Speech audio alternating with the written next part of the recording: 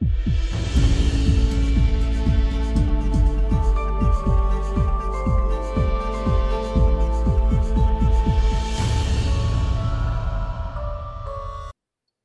वालेकुम दोस्तों, मेरा नाम है कामरान और आप देख रहे हैं मालूमाती विकी। आज की इस वीडियो के टॉपिक में हम इस चीज़ को कवर करेंगे कि सोनी वेगास में किस तरह नॉइज़ को इनेबल किया जाए।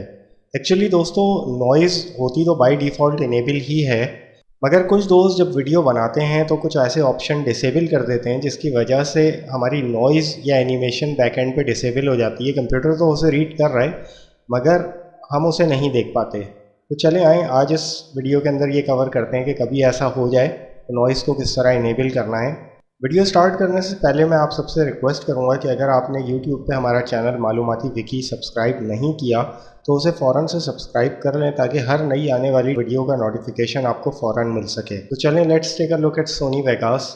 ये मैं आता हूँ सोनी वेगास की तरफ और आप देख सकते हैं कि यहाँ पे ऑलरेडी एक नॉइज़ इनेबल है। यहाँ पे ये नॉइज़ लगी हुई है लेकिन शो नहीं हो रही। मैं इसमें दोबारा से एक नॉइज़ ऐड करता हूँ। मैंने फिर एक नॉइज़ ऐड कर दी लेकिन हो कुछ नहीं रहा। तो दोस्तों, घबराने की ज़रूरत नहीं है, ये बहुत छोटा सा मसला है। यहाँ पे ये ऑप्शन आप देख रहे हैं स्प्लिट स्क्रीन व्यू, इसे जस्ट इनेबल कर दें। ये बैकएंड पे डिसेबल हुआ हुआ था, आपने देखा होगा ये नॉइज़ यहाँ पे शो हो गई है और जिस तरह की भी एनिमेशन बैकएंड पे डिसेबल थी वो सारी आ चुकी है।